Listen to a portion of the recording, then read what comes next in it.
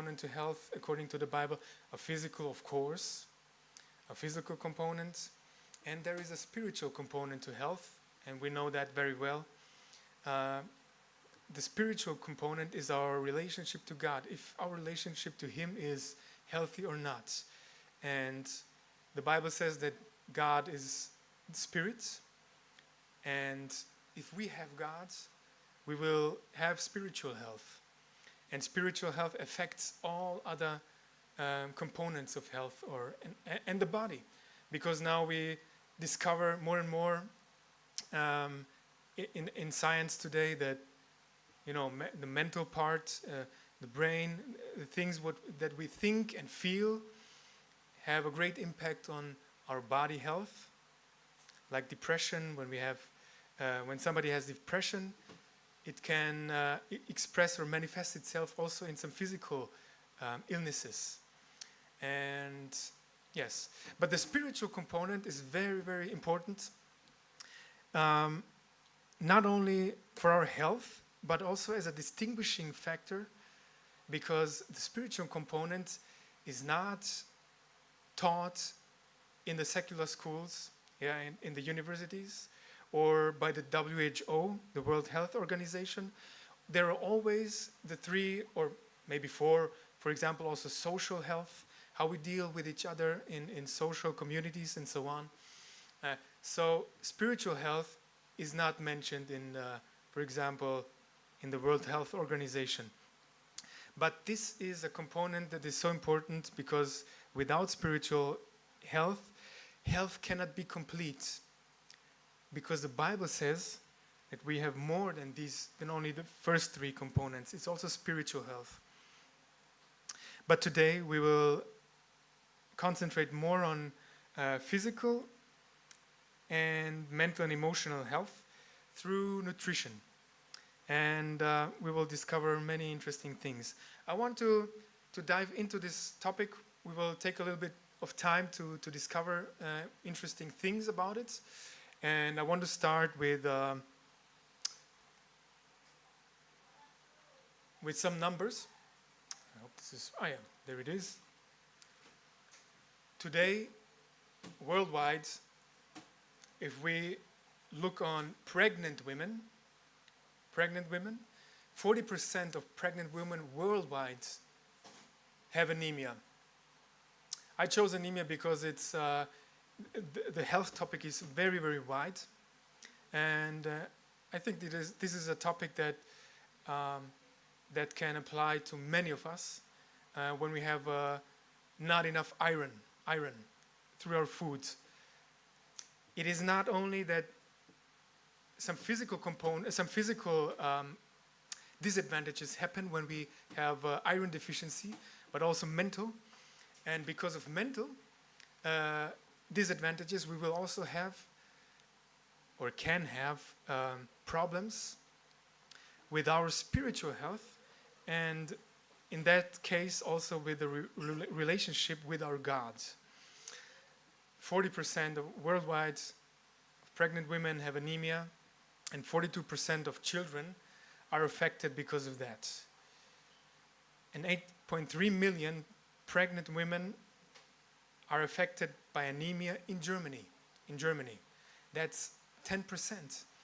And I think the number is higher because this is the number that we have recorded in our books and in our accounts and in the surveillance systems. But many people don't want to go because they're shy, because they have some other problems, and don't want to reveal it. But anemia is a problem, and anemia comes also through inappropriate use of foods, especially in pregnant women. So we will concentrate on nutrition and on micronutrients. Micronutrients are, for example, iron. I will tell you later what micronutrients exactly are. But I want you to participate now.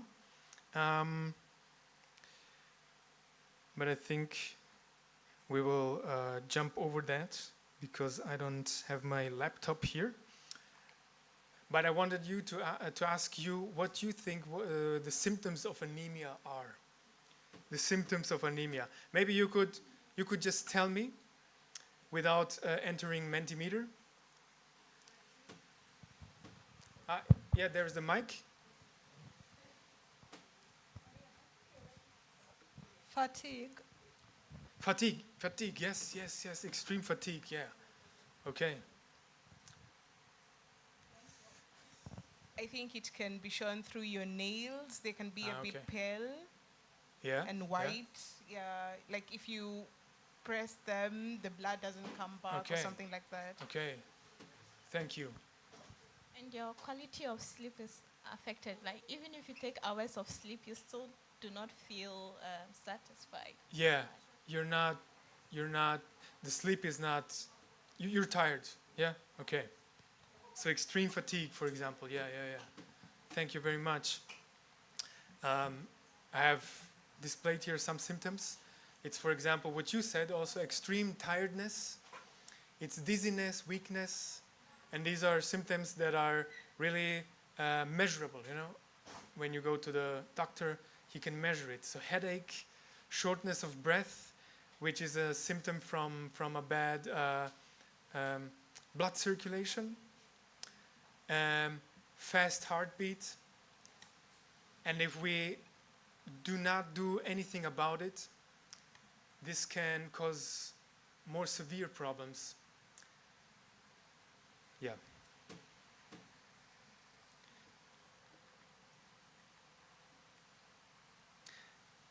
I want to ask you also, what do you usually not do when you experience these things? What would you say?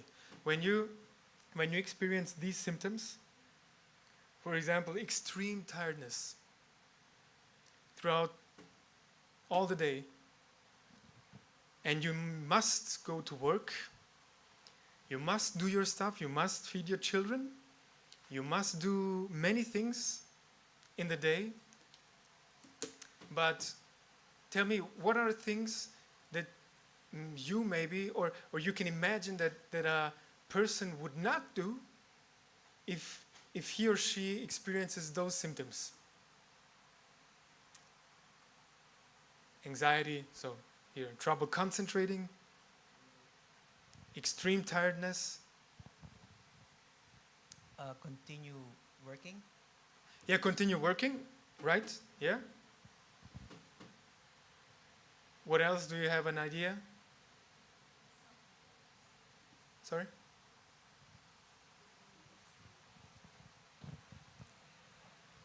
Oh, sorry. I think I will not be able to do my normal routine, so I'll tend to sleep a lot. Okay. Yes. Yeah, thank you very much. Yeah, that's also a very important point. So you cannot heed to a normal routine. And what is your normal routine? As Adventists, we know, so we have our Bible study in the morning and in the evening.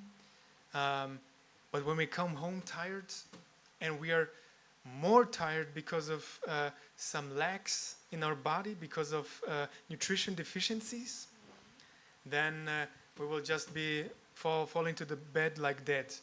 And so one thing, sorry, you wanted to say something? Devotion. Yeah, you dismiss your devotions. For example, when you do not have the nutrients that you need, it can go so far that you will dismiss your devotions. And this is why nutrition matters so much for our spiritual life. And we know what happens in the physical category, that we can die at the end. But spiritually spoken, we will maybe dismiss also our relationship with the Heavenly Father. And I want to present you some interesting facts by Dr. Jennifer Harrington from Lincoln Memorial University. She says that while some believe burnout or whatever comes from nutrient deficiencies as a mental disorder, when you experience, while some believe burnout is based solely on stress levels, science suggests the foods we eat have a huge impact on our emotional health as well. A poor diet marked by lack of nutrients, high glycemic index, and high sugar consumption is linked to increased incidence of memory impairment, feelings of disconnectedness, lack of energy, depression, anxiety, and mood disorders. And this is what happens when we not treat anemia, for example, anemia, accordingly and correctly. So conversely, foods with high vitamin and nutrient content are linked to balanced mood, stronger immunity, longer lifespan, and increased capability to combat stress that frequently leads to burnout. And I would say not only to burnout, but also to depression, as she mentioned. So again, what we eat will make what we are. So we need to choose the right things. She goes on to say what we need to do. What we need to do. And she says that we should consume a high fiber diet. So this is one of the most important slides. If you miss everything else and forget everything else, please do not forget some of these points here. So we should consume a high fiber diet. For example, beans and legumes, because this balances mood levels. We should consume omega-3 fatty acids on a daily basis. For example, nuts and seeds, because this decreases cortisol levels. We should make plant-based foods for about 80% of our diets, because this decreases incidence of anxiety and depression. She goes on and says, avoid low carbohydrate diets. Avoid low carbohydrate diets. You know these diets, keto diets or paleo diets. These diets have been shown to increase all-cause mortality as well as mood cycling, anxiety, and depression. What you experience when you go into the ketogenic state, when you consume very, very, very low amounts of carbs, the body produces ketogenic bodies and ketones. Does somebody know what ketones is? A ketone in chemistry?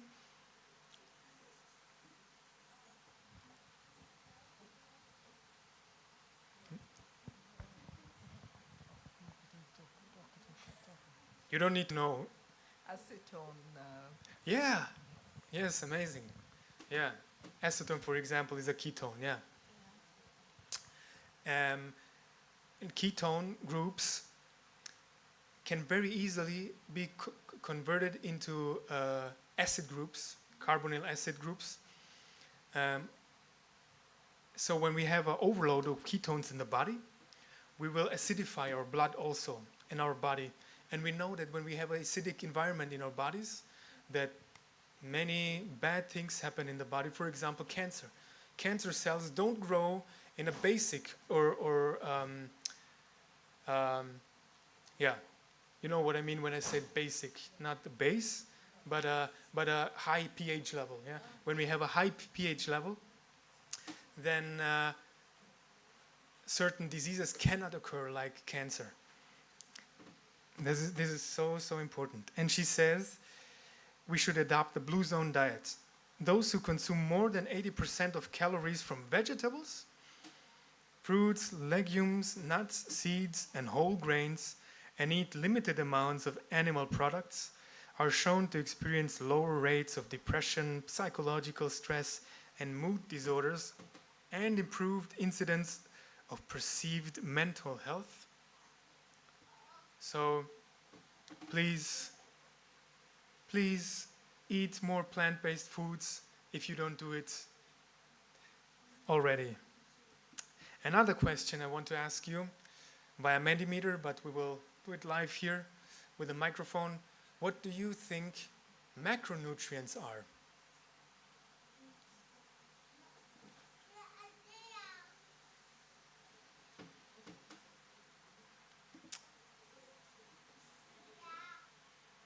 Okay, as you give the mic over to somebody, I will just take some cards I need.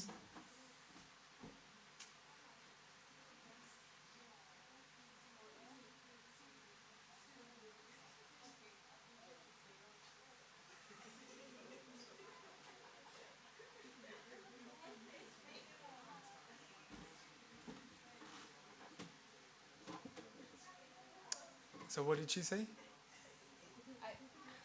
Okay, I think according to what I remember from school, there's those nutrients that the body can produce on its own, and there's some which we need to take in.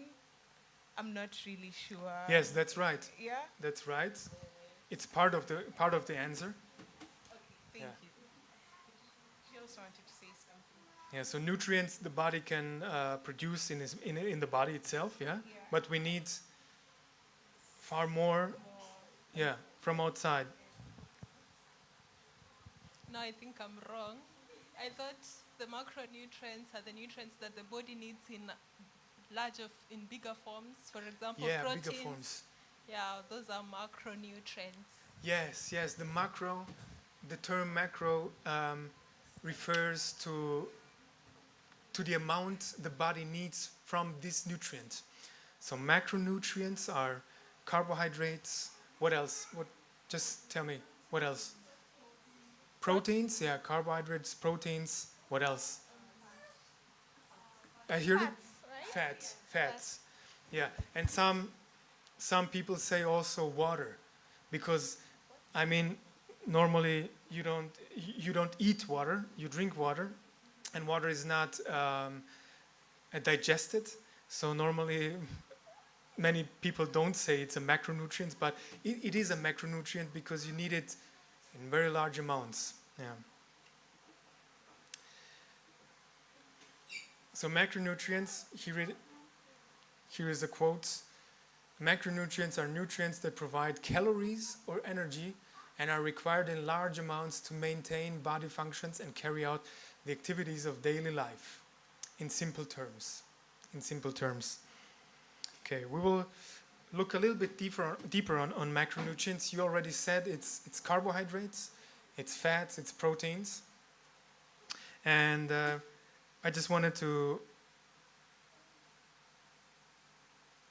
give you a very, very little excursus into chemistry, so you can remember what you learned in school maybe. Carbohydrates, we see it up there. So we say carbohydrates is sugar, for example, and we say it's sugar, and this is true, but it's not only sugar, the white sugar that we use, but sugars is a term that covers a wide range of chemical components. And we have, for example, what sugars do we have? Polysaccharides, yeah.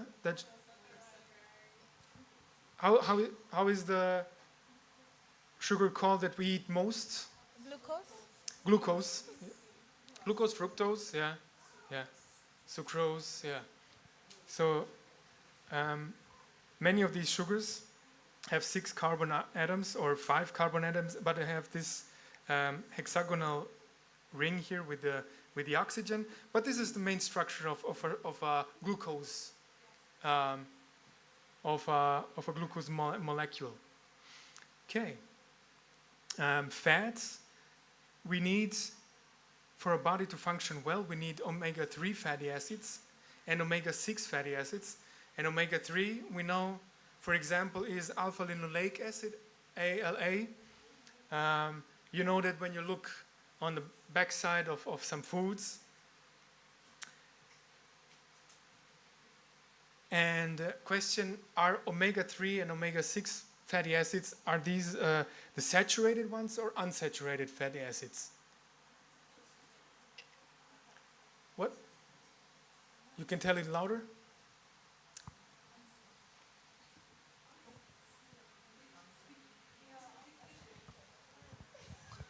Unsaturated. Okay, thank you. It's unsaturated. Yeah, and why? Why is it called unsaturated? Does anybody know this? You know this probably? No? because this is about chemistry.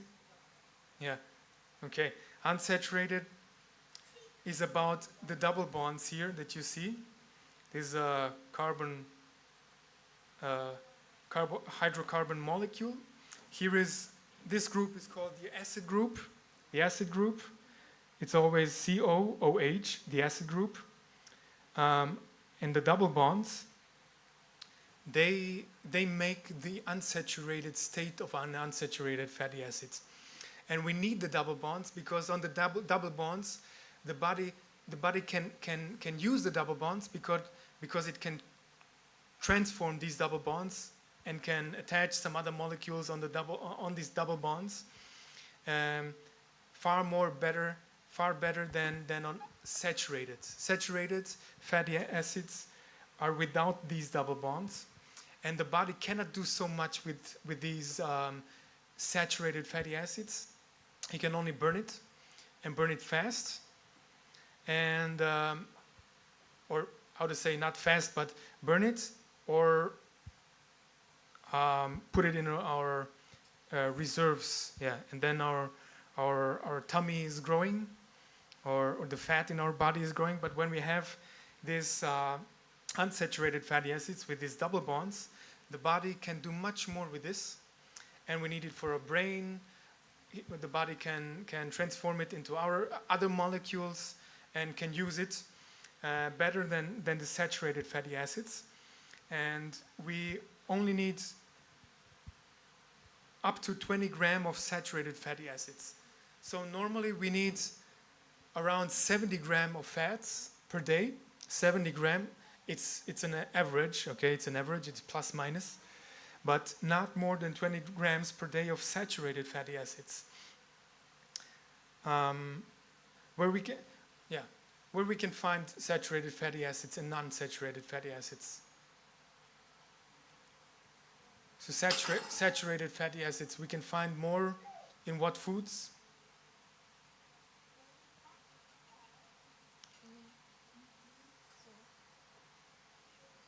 We got in plants. Sorry? For instance, in plant-based. The saturated? Fats, yeah, all saturated. No, the unsaturated you can find more in plants. Yeah. Like avocado. And yeah.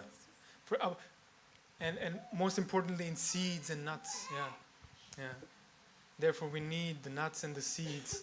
And so when you eat breakfast, when you eat your cereals, don't forget, just put a little bit of some seeds into it, and you can cover, to an extent, cover your needs for unsaturated fatty acids, and use nuts when you eat your cereals. Okay, then we have the proteins. The proteins are very complicated structures, very, very complicated. Proteins are made of amino acids. Amino acids, yeah, thank you. And amino acids they also have this acidic structure here, this acid group, but on the other side it has some amino group, the NH group. And it seems very simple when we look at an amino acid, but to build an amino acid, this is a really, really, really marvelous process in the body. We need ribosomes, we need nucleotides, we need the whole DNA and RNA. DNA is transformed into the RNA, and from the RNA, the ribosomes make the amino acids, and then the amino acids need to be coded. So we need to have a genetic code how the amino acids need to be put together to build up a protein and that protein has a function. So the genetic code must know what the function at the end of the change will be. So there is not a shadow of a doubt that God made this machinery, that God is the creator of it all. Because there is a design, and you need to know from the beginning what will the end be. And God knows, from the beginning what the end is. So proteins are folded structures, folded folded amino acids in very complex structures. So when we fold these proteins again and make it into 3D structures, we get enzymes, right? Enzymes. So imagine that you need to know, so the body needs to know, and we know that it is God who made this, because the body cannot know on its own, but the body needs to know how to code the genes and how to apply all these mechanisms to build from small molecules a strand called RNA, and then again to the amino acids and to the proteins, and then the proteins fold themselves into enzymes, and these enzymes have specific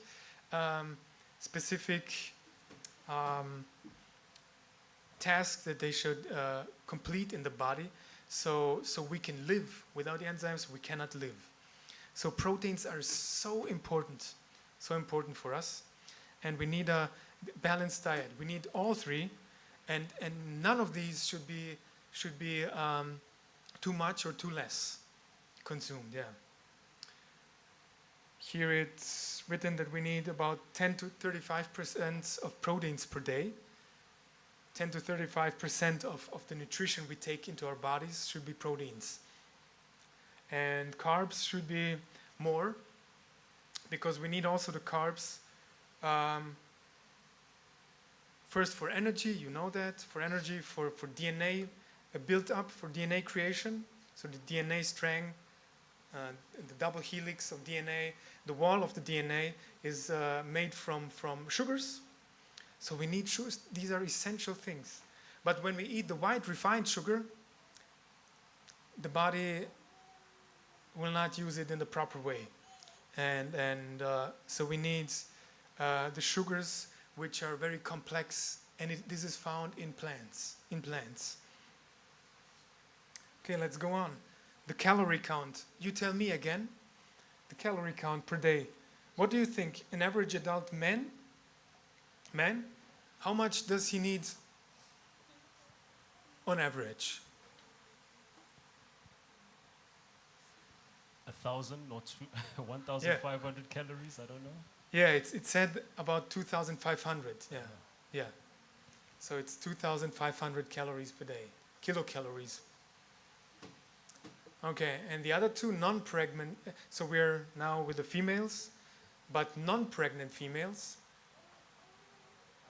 How much do they need? What would?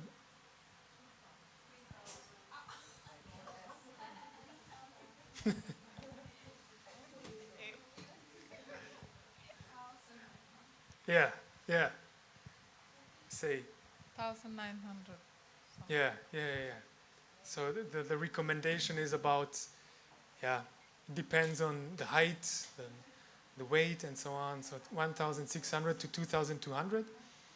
And how is it with the pregnant female adults? But the men, please tell me, not the females, because the women know.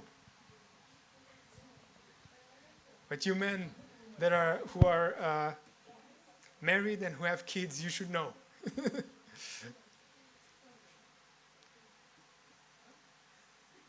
We know that it's a little bit more, because you need to feed also the baby. Okay, they need approximately. It depends on the trimester and so on. It said month by month, it's increasing, but it said also that you need 340 kilocalories more per day, and in the second and third trimester, up to 450 kilocalories more per day. Okay, now we'll come to micronutrients. So we covered some details about macronutrients, and there is much more to say. But we will go on and cover the micronutrients. So what are micronutrients? What do you think? I mean, we heard it's macronutrients are the nutrients who are which is needed in big amounts in the body, and micro is mini or small amounts. Okay, but what are these nutrients? Tell me. We didn't hear? Yeah, vitamins and minerals. Okay, thank you very much. And we will look on a table that is pretty big. You don't need to remember all of that, but the principle behind it, I want to share with you, and I want to emphasize. This is the table, and this is a very, very small extraction of all the micronutrients that exist and that we need. For example, there is calcium, which is needed for the bones, up there. Calcium, we need it for the strong bones and teeth and many other functions as well. But where do we find it? We find it, for example, in plant-based milk, which is fortified, so it is added into the milk, but also in dark green leafy vegetables, as spinach, for example. So children, dark green leafy vegetables are very important. I didn't like it when I was a child, but you can learn to like it. Yeah, and I was also compelled to like it. But it tastes far better when you're an adult. Yeah. And iodine, for example, is very important for pregnant women, because when you lack iodine or have an iodine deficiency, the women know that, but the men maybe not. When you lack iodine, then the baby in the womb will the mental health will be impaired, and it could have severe diseases. But in fact, micronutrients really make up also the immune system, one part of the immune system, and they're directly connected to health outcomes.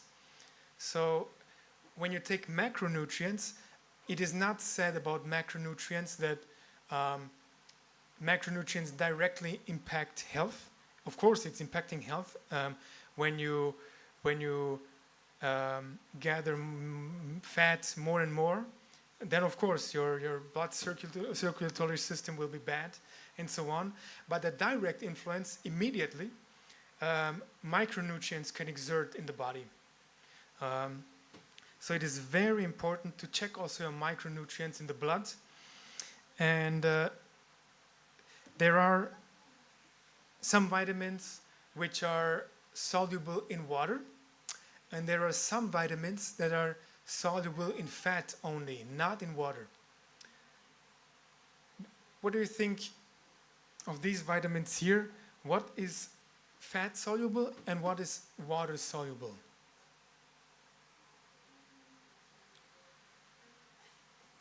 You know why this matters?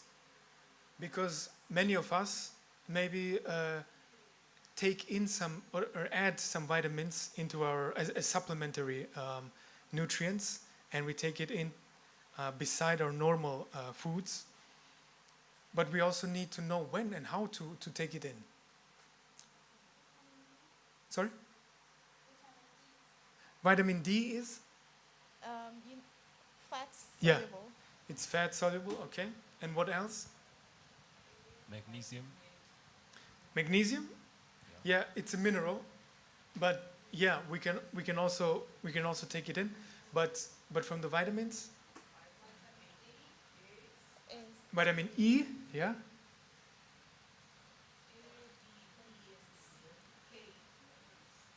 Yeah. No. Okay. Okay, you said vitamin D, vitamin A,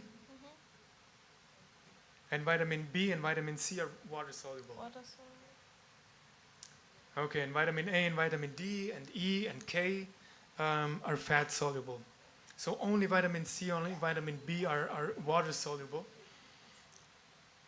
Yes. So when we, in Germany here, many of us have vitamin D deficiency. Also when you, I mean, normally, I don't know how is it with you, but when I go to the doctor, my doctor says to me, for example, okay, it's normal. In the winter you have vitamin D deficiency, and in the summer you have enough vitamin D because of sunlight. But that's not true completely, because there are studies that show that vitamin D intake from the sun, so the sun beams, the infrared light and the UV light. The UV is the component that is very important for transforming our chemicals into vitamin D. And but the vitamin D production is dependent upon the surface area of the body. So when we're on the beach alone with the family, and we can expose our body completely to the sun, then we will have a good uptake of vitamin D. But when some say, I mean, I heard it also, you can put your arms out for 15 minutes and it's enough. But I tried it. I mean, it's not enough. So here in Germany, I don't like to use supplements too much or so, but supplements are needed here in these regions. It is. I tried to think and to study this and to watch doctors who study these deeply. And I wanted to see, okay, is there a possibility to just use any natural thing, plants, to supply these deficiencies, but it's not possible here in this region and in the way we live, okay? Because we have too quick and too fast life, too rapid lives. And we sit, I mean, for me, I sit almost 8 hours a day in the office, and so there is no possibility to have enough vitamin D, for example. And of course, vitamin B12 for vegans. It's also very important to watch, and yeah, maybe also to supplement. Okay, let us go on. I want now as we discovered what micronutrients are, and here we saw minerals and vitamins. I want you children, but here is only one child, but maybe you understand me, or when I talk, or just one simple question.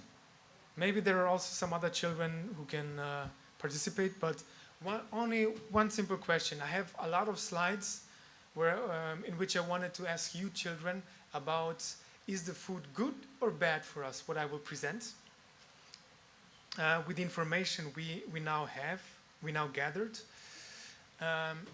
But I will not use all of that because it's maybe too much for you, for one child only. So, sorry? Yes, and you will take the other part. Yeah. You will take the other part. So I will show you some nutrition facts from real foods, and you tell me, and you analyze it exactly and tell me if it's good or bad. If it's good or bad. Okay, let's try this one. I'm not sure if everybody can see it properly. So just analyze it and tell me. I will give you a minute.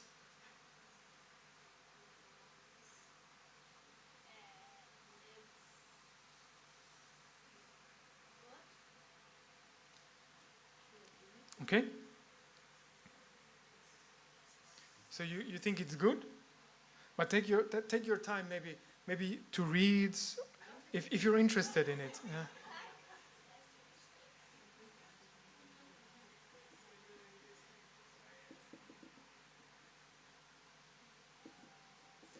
Can I ask you how old you are? 10. Wow. Okay. Thank you very much for participating, for your courage.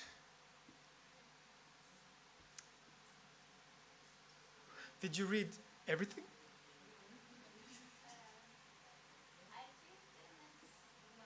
You now think it's bad. Okay.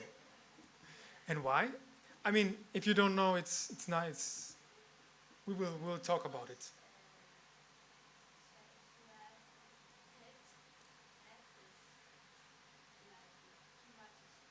Sugar? Yeah, that's right. That's one indicator. Yeah. Here it says it includes 16 gram or 32% of added sugars, and that's not good. Added sugars are not good. I mean, of course, maybe, unfortunately, we daily eat some added sugars in our diets, but we should not. We should not. If we can, we should avoid it completely. We don't need added sugars. We don't need any added sugars. So where do we find nutrients or foods, better said, foods which are sweet like sugar? Sorry? Fruits. Yeah.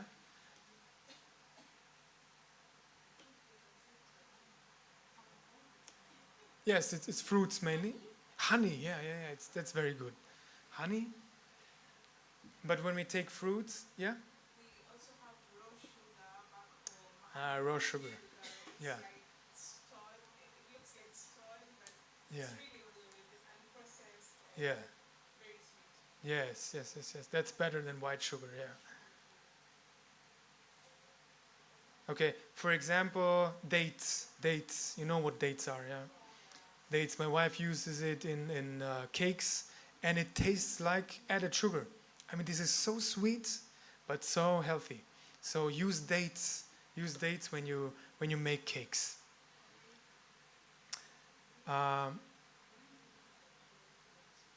Did we discover anything else why this is not good?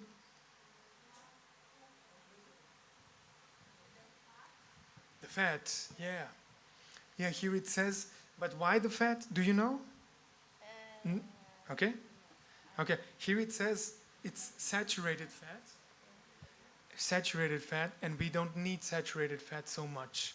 It's far too much. It's 30% of our daily recommended base. So we don't need 30% of saturated fats in one serving. That's far too much. Far too much. Okay, let's go to another example.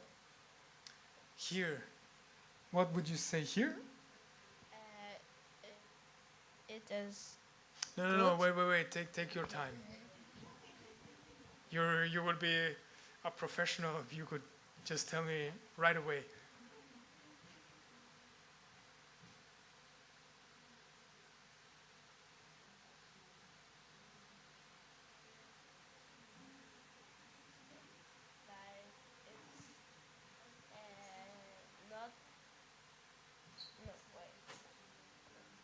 It's not good because it don't have like vitamins. And Okay.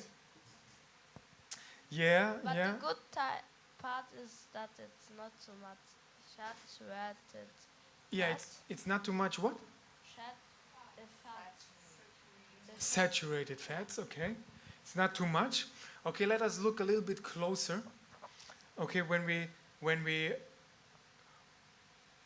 try to read these nutrition facts, then we need to compare also the relative amounts. So here we have serving size, and serving size, all this here, what is here written, the macronutrients and the micronutrients, is dependent on the serving size, or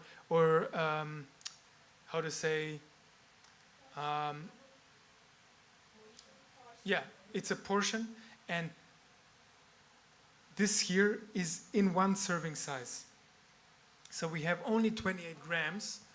We have only 28 grams of this portion, but we have already 7% of saturated fats, already 7% of our daily recommendation. So we will eat, I mean, when I eat chips, we should not, but when I would eat chips, I would eat far more than 28 gram of chips, I think.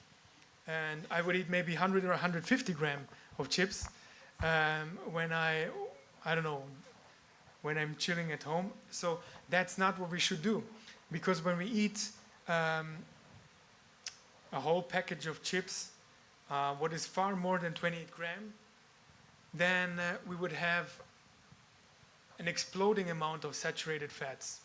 So this is not good. Okay, another one. I mean, we all participate now. Let's read everything from top to down to bottom and see what are the relationships between macronutrients to the weight or to the serving size.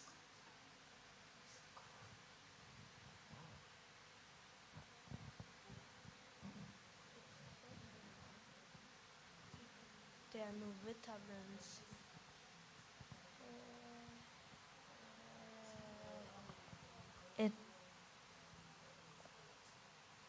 What would you say? I mean, you know, here I did not have there is nowhere standing good or bad. It's how you think, you know, how you think. I have an opinion, but you need to have an opinion about it. I think the brother here in the wants to say something. For me, because I think that's also processed food. So every processed food for me, I think, is not good, because there are some preservatives that may cause you, So from my perspective, natural food is the only food that's good for you. So yeah. So natural foods are the best food. So this is not as good as natural foods, but here we have more natural foods than in the chips previously and in the chocolate previously. I think it was a chocolate. Here we have organic soybeans, water, magnesium chloride. Magnesium chloride is a simple molecule. You have magnesium and chloride, magnesium 2+ and chloride minus. So this is not something complex. So I think it's not so bad, you know. But we should eat, of course. We should eat as natural as possible. But what would you say about these nutrition facts?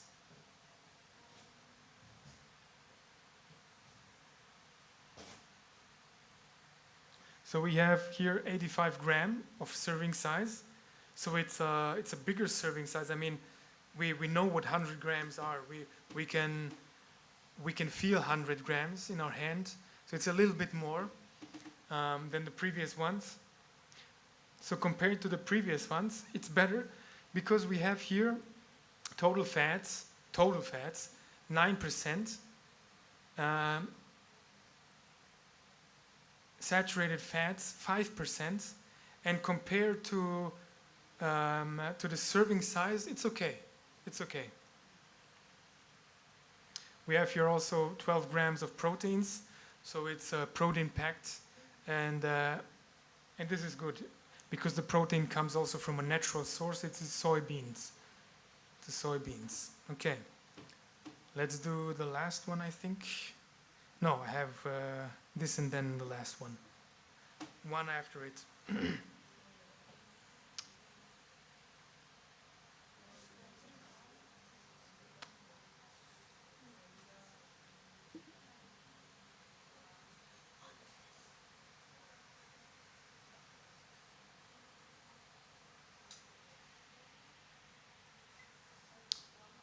Okay, what do we have here? Did somebody discover what is the food that we have here? oats. Is this good? Okay. And is the food, the complete food that we have here, is this good? Okay, why do you think so? Okay, it's organic. Okay, let's go the ingredients down from top to bottom. Organic oats is good or not? Good. Okay. Organic coconut oil is good or not? Sorry? Yeah, it's good. But when we have too much of it, it's not good. Okay? We will first do this and that, and then we will see, okay, do we have maybe too much of one component? Okay, organic date powder is good. I mean, for somebody it's not good, but it's better than many of the things that we have in the supermarket. Organic raisins, good. Organic cinnamon, good. Sea salt, it's good, but only in small amounts. So it is said that salt is one of the risk factors for heart disease. You know that. Salt. So when we use salt, we should use it only in very, very small amounts, and it would be better that if we be dismissing salt from our foods completely, because we take in so much salt from the non-natural food, from artificial food, that we have enough salt in it already.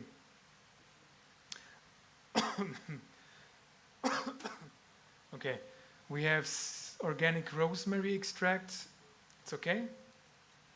Organic monk fruit, it's okay. But here the only thing that is really making me a little bit nervous is the coconut oil, because here it's said that it is there are 25% of saturated fats, and this is from the coconut oil. So when we have in one serving size, 30 gram, already 25% of saturated fats in one small serving size. So we will eat much more of oats, most probably, or I don't know, but men more than women. And when we have already saturated fats, 25%, then most probably we should avoid it. But of course, we can think about it, what we take in throughout the whole day, and so we can see if it's good or not. And the last one, okay, here it says fiber-rich, delicious golden corn.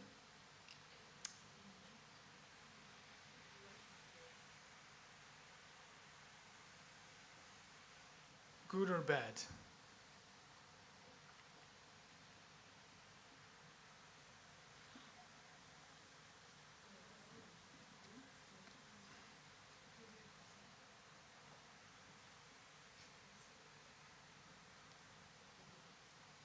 Yeah, you saw something. Yes. Added sugars, it's 28 grams per 100 grams, and it's 16.8%, so it's 17% added sugars. So this is not ideal. It's not good. It is really sweet. This corn here, corn flakes, are really sweet, and the sweetness comes from the added sugars.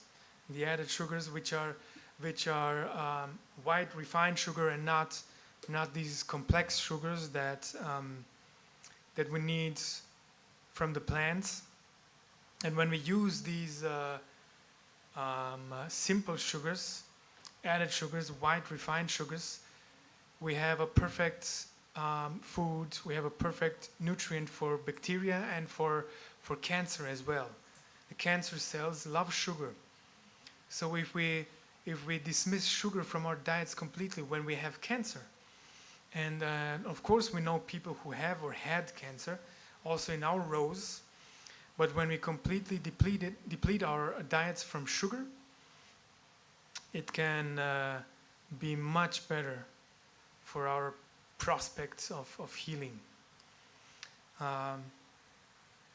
Yeah. And not only for cancer, but many other things. When we take in sugars, then sugars are converted into triglycerides, into fats, and the fats are deposited wherever. And this is not good because this impairs our heart health and our brain health. And this is the most important part. The body is deteriorating over time. We get older, we get more illnesses and so on. But our brain cells, they are renewed, and they can be renewed until we die. So they should not be attacked by such things earlier than needed. You know what I mean? And when we eat much of those foods, then we will overload our bodies with fats and with sugars, and then we will have impaired mental health. And due to impaired mental health, our thinking patterns will be worse. And because of that, our relationship with God will also be distracted. And we don't want that. We don't want to distract or to impair our relationship with God. And foods can directly impair our emotional and spiritual well-being.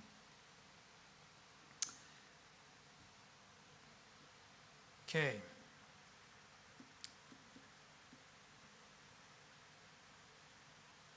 I want to present you at the end some recipes that you can look up on the websites also. I will provide the website also here. You will see it right now. What can we use for breakfast, for example? There are so many amazing things. For the breakfast, we should eat breakfast as a king. Yeah, as a ruler. And we should eat lunch less and dinner even more even in very small amounts, yeah, compared to the breakfast. But here in the Western regions, I so often hear that people are completely doing it the other way. So we don't eat much for breakfast, but the body needs it before 9 o'clock. Before 9 o'clock, it's good to eat much for breakfast. But then at the end of the day, we don't need so much. But we do it the other way around. When I say we, it's the world in which we live. We drink coffee, and the people get used to coffee, and they don't need any breakfast. And so when they come home from work, at work they're very busy and very nervous. The brain functions are not functioning well because of the nutrient deficiencies throughout the day, and the nervousness and so on, and of course coffee and caffeine. And then at the end of the day, they come home and they eat a big plate because they're hungry. And the health is deteriorating and is going down the roads in a direction in which it should not go. So breakfast should be the biggest meal. For example, oatmeal and fresh fruits, much carbohydrates, much protein, much good fats. And then for lunch, for example, it's a recipe here from this site. For lunch, we need less carbohydrates and less fats, because if we overeat ourselves with much sugars and much fat, then our brain will not function well, and we will not be able to make good decisions. You know, when I eat a little bit too much for my lunch break, during work, when I sit down again in my office at the table in front of my computer, my eyes just start to close, and I feel so tired, and the decisions I make are not good. and also our spiritual decisions will not be good. And so for dinner, okay, we don't need to eat so much for dinner. I mean, we can, but we don't need to, but we should eat even less sugars and fats. And we also need a balanced intake of proteins, because proteins, the matter with proteins is we can add proteins through supplementation, and that is good because we're vegans are lacking many times the protein coverage for the day, because vegans can eat, for example, legumes, beans, soybeans, and such things. And some people don't like soy, or it's not good for their digestion and so on. So many of us are lacking proteins. So we will, through the lack of proteins, we will have many other diseases and impairments in the body, starting with the DNA, the creation of the DNA, the development of our brain and of our bodies. Our muscles need proteins, of course, we all know that. All our body functions, our hormones and so on, all they need proteins. But when we eat too much proteins, because of flesh intake or because of powders that we use, but in a overloaded sense, then we can sense also an acidification of our bodies, because the proteins are more acidic than they are basic. Okay, proteins are more acidic than they are basic. So we need a balanced diet. We need less proteins than carbohydrates. Yeah, and this is what we need for our brain health and for our mental and spiritual health as well.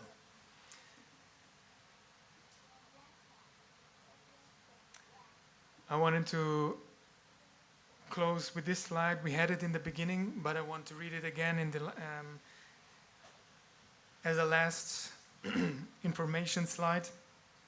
Consume our high fiber diet. Fibers are very important for our balanced mood.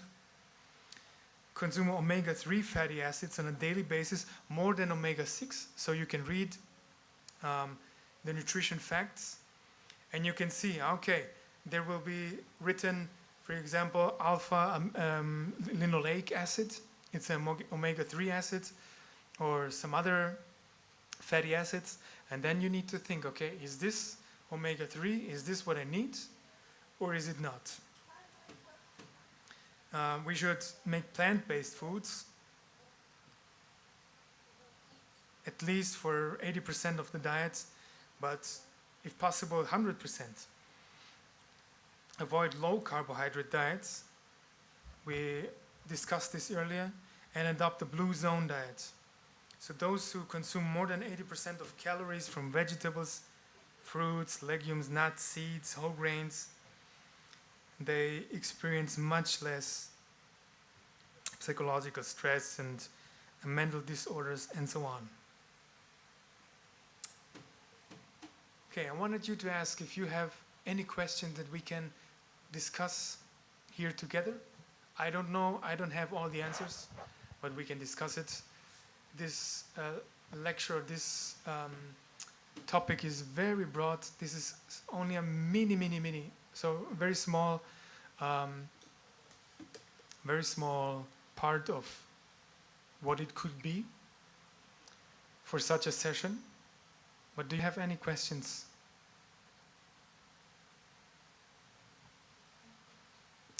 In the back and in the front, yeah.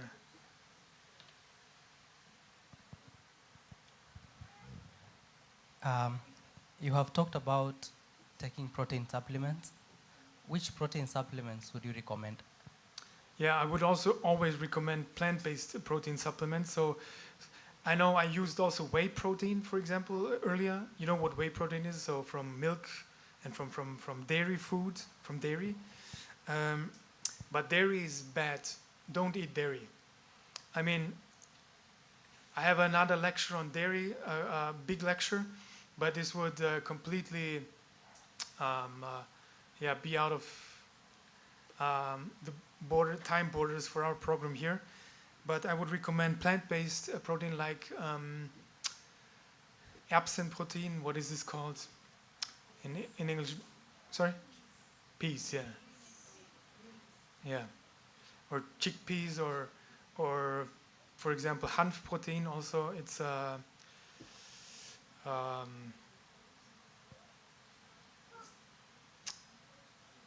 what is this in English? Does anybody know? Hanf. It's hemp. Yeah. Hemp protein. You know what it is? You saw it? Like weed? Yeah, like weed, but it's not weed. It's weed is. Yeah, it's the plant, from which marijuana is made, but it's a hemp. Yeah, it's called hemp. But it's the seeds. You know, the seeds. They don't have THC, this tetrahydrocannabinol. The seeds are very, very, very healthy. I also use them almost every day.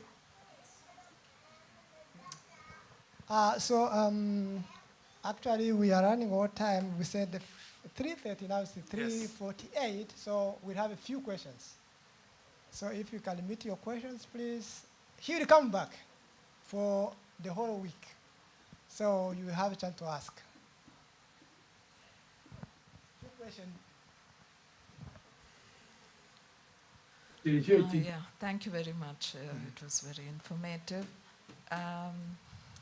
So for the source of calcium and other protein, I think there was like fortified milk. Yeah. Isn't it like the natural products are much better than having these kind of fortified stuff? Yes, it's better. Yeah. And the other question is also about the supplements. I would really being a mother, we have to always kind of tell children who want to go and buy these protein bars and this and that, saying, oh, I need to supplement it. For me, I feel, try to get your protein from natural, like chickpeas, and eat more of that. Beans, instead soybeans. of going for these kind of supplements, which is also kind of being marketed, So it's just that the question is, isn't it better for a natural product than for a fortified or a supplement? It's always better, natural. Because, the natural products, it's not only because they're natural, but because the components and the constitution and the chemistry in it, it's when you have a protein powder, it's always extracted and always isolated. And you need, for example, to digest protein and whatever. But in the case of proteins, of amino acids, you need also to take in, for example, some vitamins and some carbohydrates and so on, that the proteins can be absorbed better into the body. And the plants are designed that way perfectly. So they have the constitution that the relation between carbs and proteins are perfect. So we have a better digestive process when we eat plant food. Yes, natural plants.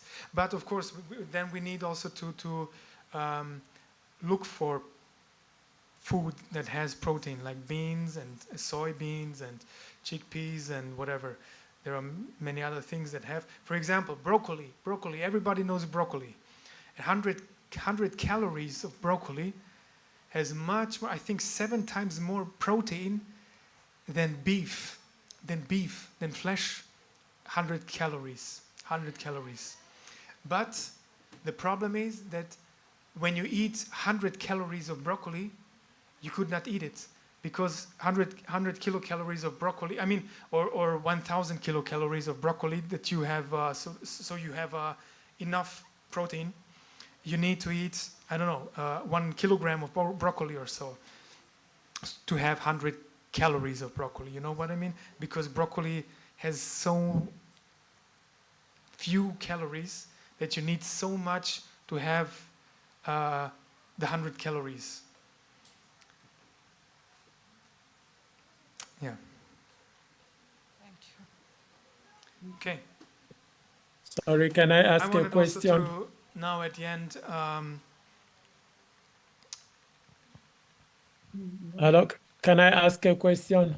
Suggest to you, and I wanted to call you to share this message. Because Ellen White told us that the principles of health reform are found in the Word of God. And the gospel of health, so she calls it the gospel of health. The gospel of health is to be firmly linked with the ministry of the Word. It is the Lord's design that the restoring influence of health reform shall be part of the last great effort to proclaim the message. So whenever we proclaim the message, we will most probably have a better effect, says Sister White, when we use the health message also. It's the gospel of health because Jesus used it almost always. He healed, he first saw the needs, he mingled with the people, he saw their needs, they built up trust in him, and then he said, follow me. That's what she says. That's the method of Jesus. And he healed them. He healed them first and then said, your sins are forgiven thee. So we need to share this message. And this program is not only designed to inform you, but it is an outreach program. We will not have today the time to go together as church outside and reach some people and talk to them. But I wanted to share, it's the last 2 minutes, some recipes. Some recipes. These recipes or these flyers are from my wife. She made the flyers when we had a health expo with our church in Winnenden. And these are very, very delicious recipes which can enhance our mental health also, which we need for spiritual health. So these are smoothies. And I can share the original files, so the digital files, with your pastor or with the elder or with some leader in the church.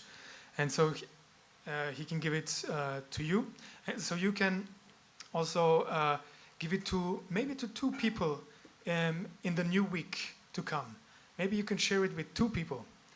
And if you share this with 2 people, I want you to share also, I don't know, do you have these cards here?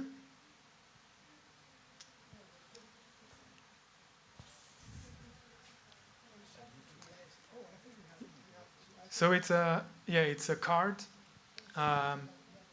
with the book offer Great Controversy, and this is offered by the conference for free.